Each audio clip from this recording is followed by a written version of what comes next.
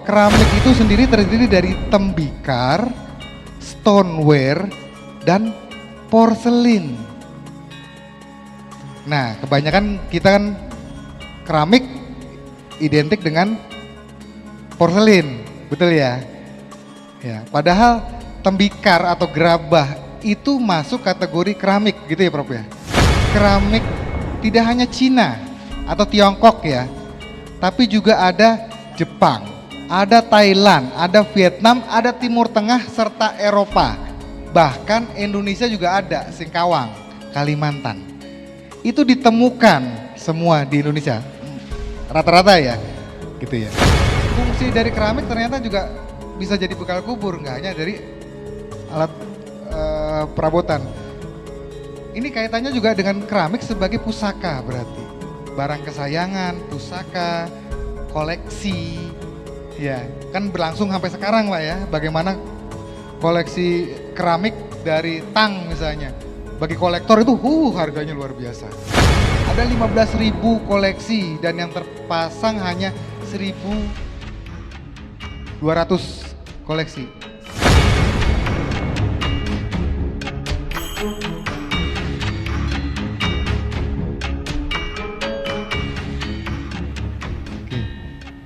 Assalamualaikum warahmatullahi wabarakatuh. Salam sejahtera untuk kita semua. Sebelum mulai, biar gak ngantuk, saya ingin membacakan pantun. Jalan-jalan ke pasar turi, jangan lupa membawa lontar. Udah, saya ngingetin aja. Oke, saya ulangi. Jalan-jalan ke pasar turi. Ayo dong, biar gak ngantuk ini. Jangan lupa membawa lontar. Ayo kita semangat uri-uri. Belajar sejarah bangsa di Museum Tantular. Oke, di sini saya pengen tahu dulu yang seneng sejarah siapa ya? Boleh angkat tangan? Yang seneng sejarah? Hah? Semua? Salah. Jadi takut saya ini. Oke, perkenalkan saya Wicaksono Dwi Nugroho, saya arkeolog. Tadi sudah diperkenalkan oleh Bu Ida dan Pak Imawan. Saya dulu bekerja di Balai Pelestarian Cagar Budaya Jawa Timur sebelum berganti nama sekarang jadi Balai Pelestarian Kebudayaan gitu ya, wilayah 11. Tapi di 2023 saya pindah ke Museum dan Cagar Budaya gitu ya. Cagar Budayanya pindah ke Direktorat Museum dan Cagar Budaya begitu, dan saya ikut pindah dan saya sekarang sehari-hari ada di Museum Islam Indonesia Kiai Haji Hasyim Asy'ari yang ada di Jombang. Jadi dekat makam Gus Dur begitu. Monggo kalau mau ngopi-ngopi di sana mampir ke museum kami di sana. Oke, di sini saya kemarin dihubungi oleh Bu Ida itu terkait dengan adanya kajian koleksi kramologika ya yang dilakukan oleh Empun Tantular. Ada 3 orang senior saya, Dr. Laude, kemudian Mbak Yusma, terus Mbak Wati, dan kemudian Mas Nugroho begitu yang mengkaji keramik-keramik yang ada di Museum Tantular. Dari judulnya berusaha mengidentifikasi era, bahan, fungsi serta sejarah persebarannya di Jawa Timur. Nah, saya posisinya di sini hanya penanggap ya, gitu. Semoga nanti harapan saya sih bisa memberikan masukan kepada tim kajian begitu ya, dalam perspektif kami begitu ya, yang orang yang di luar kajian. Oke, sebelum ke sana, mungkin di sini tadi ya sejarah semua. Kalau saya perspektifnya, saya hanya berbagi pengalaman ya. Selama bekerja menjadi arkeolog begitu, terutama di bidang uh, macam-macam. Nah, ini khususnya di kramologika. Oke, next operator. Saya ingin memberikan pengantar sedikit begitu ya. Apa sih sebenarnya kramologika itu begitu ya? Sebenarnya ilmu keramik gitu ya, yang mempelajari tentang benda bersejarah yang terbuat dari keramik. Ya, khususnya tahun pembuatan, bahan, dan cara pembuatan serta keasliannya. Itu yang ingin dipecahkan dari kramologika itu. Nah, tadi sudah disampaikan oleh Profesor Honimin bahwa keramik itu sendiri terdiri dari tembikar, stoneware, dan porselin. Nah, kebanyakan kita kan keramik identik dengan porselin, betul ya? Ya, padahal tembikar atau gerabah itu masuk kategori keramik gitu ya Prof ya. Tuh. Di ilmu kramologika seperti itu. Nah, dulu bahasa bukan kramologika, tahun 1700 itu kramograf namanya, kemudian 1800 disebut keramografi begitu ya. Baru kemudian abad ke-20 istilahnya kramofil. Baru kemudian setelah berdirinya asosiasi kramologi tahun 88 menjadi diistilahkan pakem sampai sekarang menjadi kramologi. Ini masalah terminologi dulu ya. Jadi terkait dengan tadi kajiannya itu kajian kramologi. Nah, ada yang ingin saya tekankan, ada 3 bahan itu yang menjadi pengamatan harusnya, tembikar, stoneware, dan porselin. Bayangan saya begitu kalau melakukan kajian kramologi terhadap koleksi museum. Oke, next. Nah, bagaimana perspektif arkeologi dalam melihat kramologi sebenarnya? Jadi awalnya kramologi tadi itu benda-benda bersejarah begitu ya. Itu digunakan dalam penelitian arkeologi itu mulai tahun 70-an, baru tahun 70-an begitu. Contohnya seperti penelitian arkeologi di Rembang tahun 75 dan penelitian arkeologi Banten tahun 76. Di situ banyak gerabah-gerabah begitu ya yang mulai dikaji. Apa saja sih yang dilakukan dalam perspektif arkeologi itu? Pertama adalah melakukan kajian aspek fisik. Ya, yang dilihat itu aspek fisik. Yang kedua kemudian konteks. Arkeologi itu di situ. Pengamatan kalau kajian koleksi. Yang dilihat adalah fisiknya, kemudian konteksnya. Oke, fisiknya ini misalnya walaupun benda museum ini asli temen atau palsu kan gitu ya, gitu. Nanti endingnya ke sana. Oke, next. Aspek fisik di kramologi ini teman-teman bayangin jadi kolektor keramik ya, apa yang diamati.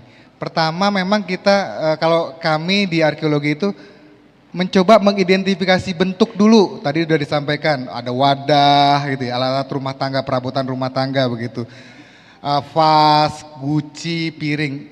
Kadang-kadang di saat ekskavasi tidak dalam bentuk utuh, hanya fragmentaris atau pecahannya saja. Dan kami harus bisa mengidentifikasi itu pecahan apa, bagian dari apa, piringkah, vaskah, mangkukkah, sendokkah, begitu ya. Itu terkait dengan kajian morfologi bentuk dan bagaimana kami coba mengidentifikasi itu terkait dengan bentuknya. Ya. Kalau yang ada di depan ini kelihatan sudah nampak mungkin lebih gampang begitu ya. Oh ini vas, tapi itu juga kadang-kadang kesulitan mengidentifikasi. Tadi jambangan sama buyung sama tempayan itu kadang-kadang nggak sama ya kategorinya, masing-masing peneliti, sehingga perlu dibuka lagi tuh kamusnya tentang definisi tempayan mana, buyung mana, jambangan mana begitu ya. Nah, guci mana begitu. Oke, itu pertama bentuk. Kedua yang paling penting ini teman-teman kalau mengidentifikasi keramik, terutama keramik sejarah itu ya, adalah ware, bahan. Tadi sudah disampaikan oleh Profesor Podimin tentang jenisnya, dia bahannya apa, terus kemudian teksturnya seperti apa bahannya itu, porositasnya seperti apa, dia rapat atau dia ada pori-porinya, itu bermakna banyak, bisa berarti beda tempat, beda tahun, beda negara membuatnya, dari porositasnya. Kemudian campurannya apa, kalau tanah liat dengan tadi apa ya, kalau yang di tembikar itu dengan ada apa namanya, Prof, istilahnya? Ya ada pasir gitu ya, ada kemudian ada gabah kadang-kadang sebagai temper ya kalau nggak salah ya istilahnya. Terus kemudian warna, kemudian diglasir atau tidak itu diamati dalam ware. Terus kemudian hiasan. Nah, ini sangat penting sekali untuk mengidentifikasi tadi keramik itu dari asli atau tidak, dari masa apa, itu dilihat ciri-cirinya di sini. Seorang kolektor keramik pasti akan melihatnya dari sini, tidak bisa tidak. Sama seperti cara arkeolog melihatnya, begitu. Oke. Nah, ini sangat penting dalam untuk mengidentifikasi keramik, ya sebuah keramik. Nah, kalau nggak menguasai ini, nggak bisa, akan terjadi kekeliruan dalam identifikasi. Nggak semua sejarawan, nggak semua arkeolog bisa memahami identifikasi tentang ware tadi. Ini ada skill sendiri yang memang terbentuk dari jam terbang juga sih, gitu ya. Oke, nah dalam analisis keramik itu tidak semata-mata dari segi bentuk tadi yang sudah disampaikan Pak Ponimin, Profesor Ponimin, tapi juga tentang ware. Tadi akhirnya menjawab tentang tadi yang sudah disampaikan oleh Dr. Laude. Ini dari masa apa, tempat asal pembuatannya di mana, ya itu dilihat kajian keramik yang dilakukan teman-teman kemarin itu melihat bahannya itu. Akhirnya kemudian dari dinasti Ming, ini dari Tang, ya. Ini dari 5 dinasti, itu dilihat dari bahan, glasir, hiasan. Oke ya. Tadi kan dipaparkan ya di awal ya sama Dr. Laude. Ini dari masa Ming, gitu. Kemudian dari masa apa? Teman-teman cuma ngelihat aja, tahu dari mana? Nah, saya kasih tahu caranya dari ware, glasir, hiasan, bahan, porositas, tekstur, gitu ya. Nah, ini yang kemudian dihasilkan dari proses analisis identifikasi sebuah keramik ya, entah itu tembikar, stoneware atau porselin. Oke, next aspek konteks tadi ya. Jadi dalam arkeologi itu khususnya ekskavasi, keramik itu ditemukan di mana, posisinya di kedalaman berapa, ada apa sampingnya, itu sangat penting bagi kami. Ditemukan di kota apa, di desa apa, ya, dusun apa, di tanahnya siapa, itu penting bagi kami. Di sawah kah, di pekarangan kah, di sungai kah, itu konteks, ya. Itu membantu untuk memberikan value, narasi terhadap benda apapun, dalam hal ini keramik.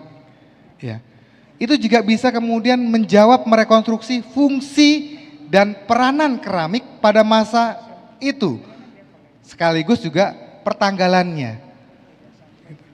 Jadi posisi bayangannya gini, ada posisi dinasti Ming lebih muda ya daripada Tang. Kalau dia terkubur, yang paling dalam itu yang lebih tua apa yang lebih muda? Ya? Lebih tua. Jadi logikanya porselin dinasti Tang itu kedalaman 1 meter, sedangkan ditemukan di 1 meter misalnya begitu ya. Ming itu cuma di 30 cm. Masuk akal? Masuk akal. Nah, itu kemudian menceritakan dari lapisan itu kronologisnya. Oh, dulu ini hunian lama sebelumnya dari Song dan Tang begitu. Dan kemudian berlanjut pemukiman Trowulan itu berlanjut hingga abad ke-15 dengan dibuktikan ditemukannya keramik dinasti Ming. Misalnya gitu ya. Di stratigrafi tanah, posisi dari tanah itu bisa menceritakan hal itu.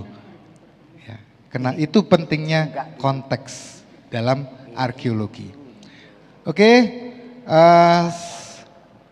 selanjutnya, tadi sudah disampaikan oleh Pak Dr. Lode bahwa keramik dimulai Mas Ming, Sing, Tang, Song.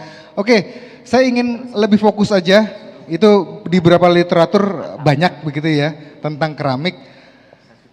Keramik itu sendiri di Nusantara, ya. Oke, yang dipengaruhi itu ada keramik tidak hanya Cina atau Tiongkok ya, tapi juga ada Jepang, ada Thailand, ada Vietnam, ada Timur Tengah serta Eropa. Bahkan Indonesia juga ada, Singkawang, Kalimantan. Itu ditemukan semua di Indonesia, rata-rata ya, gitu ya. Oke, Cina memang yang paling tua. Tadi sudah disampaikan bahwa tembikar tertua memang ditemukan di Xiangxi, Cina, begitu ya. Dari 20.000 tahun yang lalu hasil dating, carbon datingnya itu. Terus stoneware, oke, muncul dari dinasti Han, 200 sebelum Masehi sampai 220 Masehi. Kemudian porselin itu mulai berkembang pada dinasti Tang abad ke-7 begitu ya. Tahun 618 itu dinasti Tang. Porselin. Sebelumnya stoneware begitu ya. Nah, ada juga keramik Vietnam. Vietnam itu dalam sejarah ternyata itu dikenalkan oleh Cina. Dulu Vietnam jajahannya Cina. Abad 10 itu dibawa itu teknologi keramik. Kenapa dibawa? Karena ada bahan dasarnya di Vietnam. Di Indonesia kok nggak dari abad 10? Belum ditemukan bahan dasar kaulinnya itu. Gitu. Logikanya begitu aja gitu ya. Nah di Vietnam ditemukan sehingga abad 10 kemudian mulai diproduksi itu diperkenalkan. Tapi belum masuk ke pasaran. Mulai abad ke-14 itu kemudian keramik dari Vietnam mulai ikut dalam perdagangan di Asia Tenggara khususnya. Kemudian ada Thailand. Thailand itu ke abad ke-14, 18 itu pada masa Raja Khaeng. Kemudian Jepang. Keramik di Jepang berkembang abad 17, 18. Bahkan beberapa di antaranya keramik Jepang itu bertuliskan VOC. Banyak yang mengidentifikasi, ini buatan Belanda, bukan produksi Jepang, yang nyuruh VOC. Gitu ya.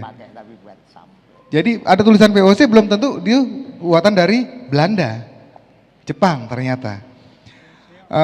Kemudian ada Eropa, Belanda sendiri itu ya biasanya lebih putih begitu ya, abad ke-17 kemudian lebih ke abad 19 mulai diekspor. Kemudian Timur Tengah juga sama dijuluki Scraviato, Timur Tengah. Mulai dari abad ke-9 ke-10 begitu ya. Tapi kemudian produksi massal itu abad ke-17 18. Terus Singkawang, porselin keramik Nusantara itu baru masuk di abad ke-20 diperkenalkan oleh imigran Cina begitu ya. Itu gambaran kasarnya keramik-keramik kuno yang ada di Indonesia. Nah, Ketika ada keramik misalnya, bagaimana kemudian kita mengidentifikasi, oh ini Vietnam nih, oh ini Cina nih, oh ini Jepang, oh ini Belanda. Itu ya. Yang umumnya aja ditemukan di Indonesia seperti itu, negara asalnya seperti ini, bagaimana cara mengidentifikasi tadi? Tadi ke where. Ya. Glasirnya gimana, hiasannya gimana, teksturnya gimana, bahannya seperti apa. Oke, punya gambaran ya? Oke, punya gambaran ya teman-teman sekarang. Next, sekarang masuk ke inti tanggapan ya. Dikaji oleh Yusmaini Erimwati atau Mbak Wati dari BRIN Jakarta, Nugroho Harjo Lugito, Laude Rabadani. Mohon izin Pak Laude, saya juniornya ini cuma ngambil dari perspektif lain begitu ya. Oke, tadi sudah disampaikan oleh Pak Laude ada 60 keramik ya yang telah dikaji di koleksi Buntan Tular.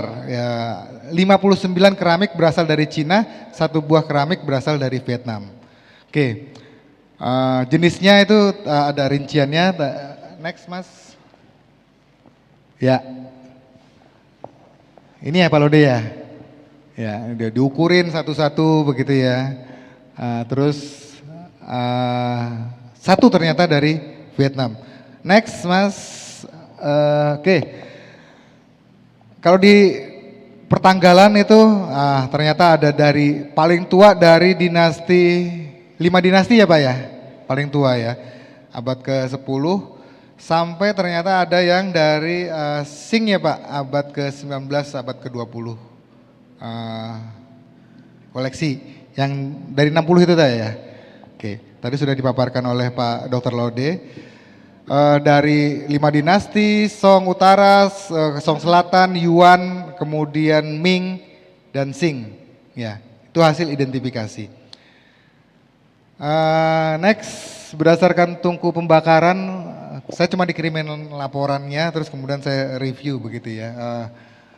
Ini ada berbagai macam tungku pembakaran begitu dari 5 wilayah, terus kemudian saya garis bawahi kualitas barang keramik yang ada, umumnya keramik yang menjadi koleksi high quality dengan jumlah cukup dominan, terutama keramik dari Jingdezhen, Zhejiang atau Longquan gitu, itu biasanya Kalsedonan begitu, dan Chizhou begitu ya. Sedangkan ada beberapa yang bermutu sedang, kemudian ada yang dari di bawah kapal Cina maupun kapal VOC, itu tafsir ya. Oke, next Mas. Oke, ke tanggapan. Next.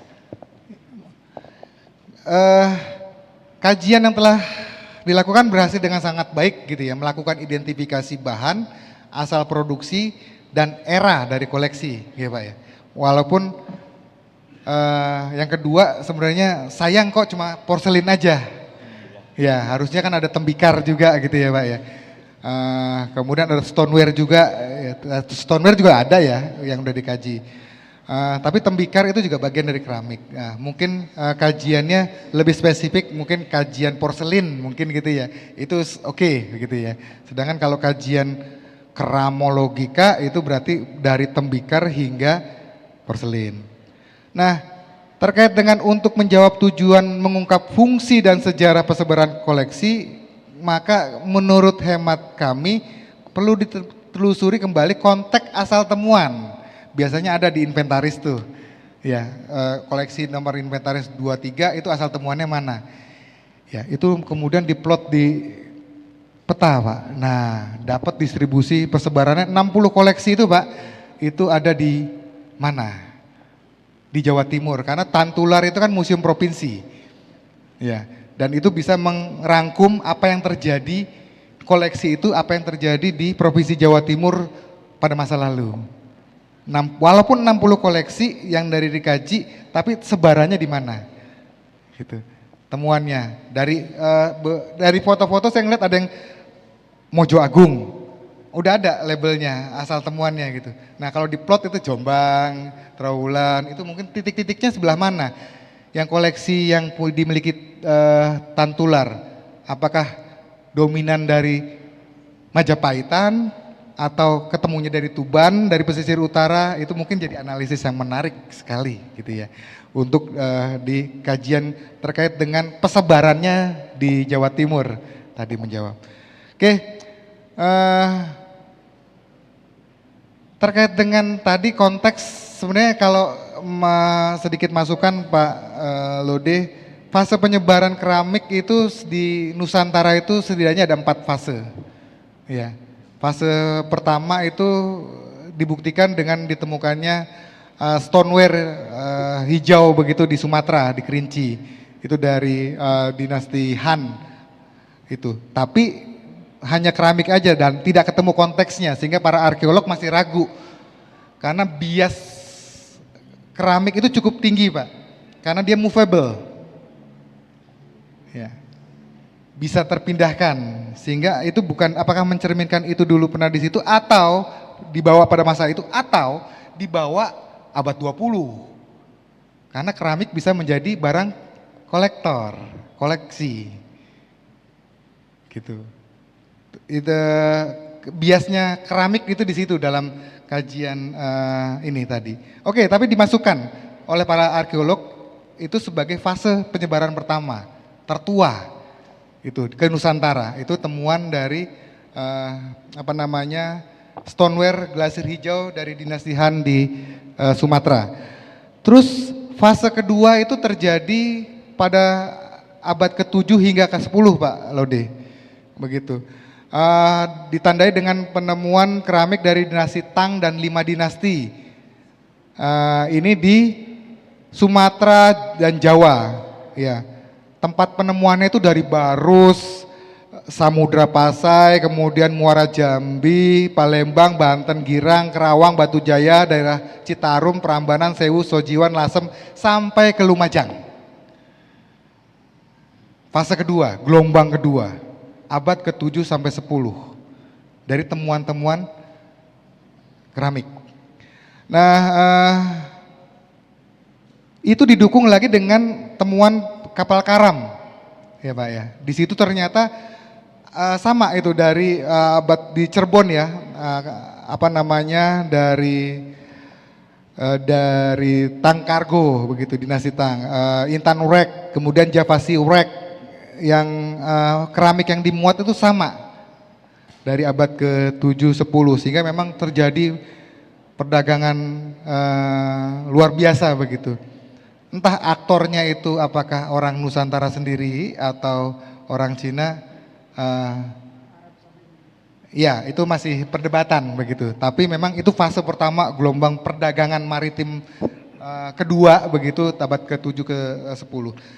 Kemudian juga masuknya fase dari Timur Tengah Pak ternyata Pak, di fase kedua ini. Contohnya temuan keramik di Barus pada abad ke-9 ke-10 begitu. Terus kemudian juga ada keramik dari dinasti Tang, itu fase kedua digariskan seperti itu. Next. Oh iya ini tadi belum dipindah ya. Oke. Kurang lebih segitu ya, ada 4 fase, ini fase pertama, fase kedua, next. Ya, fase ketiga dan fase keempat. Di Nusantara setidaknya ada 4 fase. Pada fase ketiga pada abad ke-10 hingga ke-14 masuknya di keramik dari dinasti Song dan Yuan.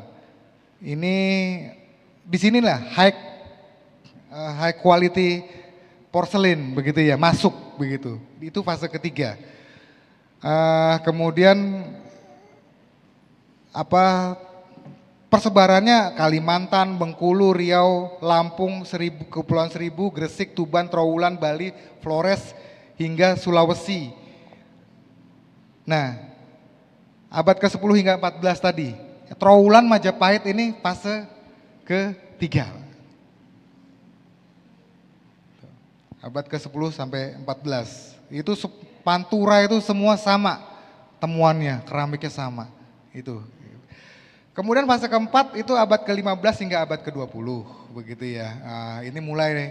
Kemudian ada dinasti Ming, kemudian keramik Thailand, Vietnam, Timur Tengah, kemudian Eropa, begitu ya, mulai masuk di abad ke-15 sampai 20. Jadi kalau misalnya lihat ini Thailand, Vietnam itu sebenarnya lebih baru ya, fase keempat. Jadi kalau dari harga jadi nggak mahal-mahal banget, begitu ya. Karena fase keempat. Oke, kalau Eropa masuk di abad ke-19 hingga abad ke-20, di titik-titik temuannya di Bengkulu, Banten, Batavia, Makassar, Buton, begitu ya. Gitu, next. Ya, terkait dengan konteks lagi, yang ingin saya sampaikan di sini adalah keramik itu ternyata fungsinya nggak hanya keramik. Tadi perspektifnya dari Prof. Bonimin juga seni gitu ya. Tapi dari arkeologi itu nggak hanya keramik. Tapi keramik pertama dia sebagai alat perlengkapan rumah tangga fungsinya. Ya. Tapi dari data arkeologi, keramik itu juga dipakai sebagai alat bekal kubur. Ya.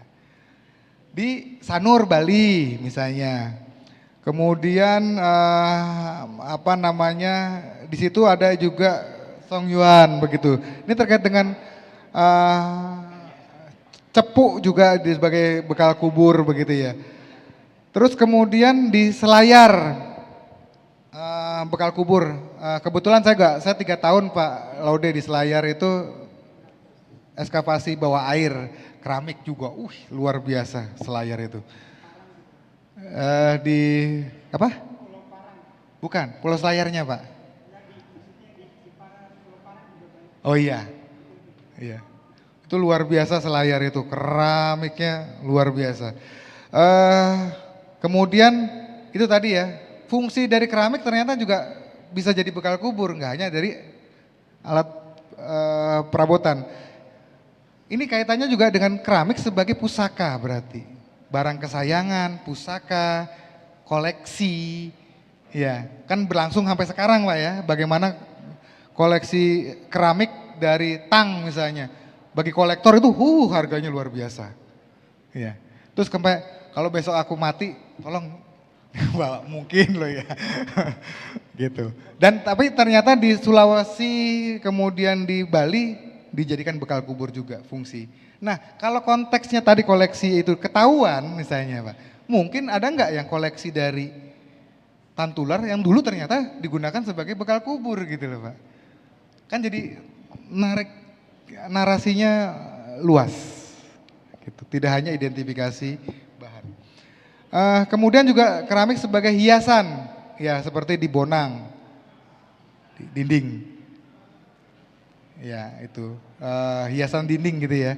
Ternyata keramik fungsinya tidak hanya, ada 3 lah setidaknya catatan begitu tentang fungsi keramik. Nah ini menjawab tadi identifikasi bahan begitu ya, terus fungsi dan persebaran. Kalau dari perspektif arkeologi itu harus dilihat konteksnya. Dia walaupun sudah jadi koleksi museum tapi dulu dia cara perolehannya seperti apa begitu. Dari ekskavasi kah, dari apa, dari temuan akuisisi yang kemudian diimbalkan jasa begitu ya, macam-macam begitu. Dan kami di museum juga sama, berusaha tidak hanya menceritakan tentang barang, tapi cerita tentang tidak hanya bentuk begitu barang, tapi cerita apa dibalik dari barang itu sendiri. Itu yang menjadi menarik. Sehingga tadi Pak Sadari, Kepala UPT Museum Tantular bilang ada 15.000 koleksi dan yang terpasang hanya 1.200 koleksi. Ya memang seperti itu. Tidak 15.000 harus disajikan. Karena tugasnya museum itu hanya menyimpan nanti untuk kajian teman-teman mahasiswa di sini untuk mengkaji lebih dalam. Tapi yang disajikan itu yang memiliki narasi yang bisa mewakili koleksi yang 15.000 itu. 60 keramik ini misalnya masih ada 1.000 ya Pak, nggak harus semua dikaji, tapi 60 ini bisa menceritakan yang disaji, bisa menceritakan dari 1.000 keramik yang ada di storage, di gudang. Gitu ya. Nah, museum itu seperti itu. Nah, untuk mahasiswa atau teman-teman ingin tahu lagi, bisa mengakses ke storage dengan SOP yang ada begitu ya. Untuk skripsi kah, untuk jurnal, untuk makalah, tugas sekolah atau apapun itu kan ada SOP-nya. Jadi sebenarnya seperti itu sih perspektifnya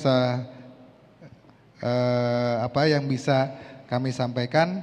Mohon izin sebelumnya dan karena tanggapan boleh dipakai boleh tidak Pak. Kan hanya menanggapi begitu ya.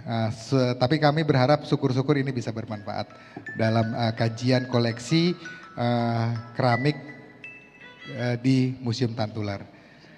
Begitu, demikian yang bisa saya sampaikan. Semoga saya tidak terlalu panjang dan membuat teman-teman ngantuk. Saya ucapkan terima kasih. Wassalamualaikum warahmatullahi wabarakatuh.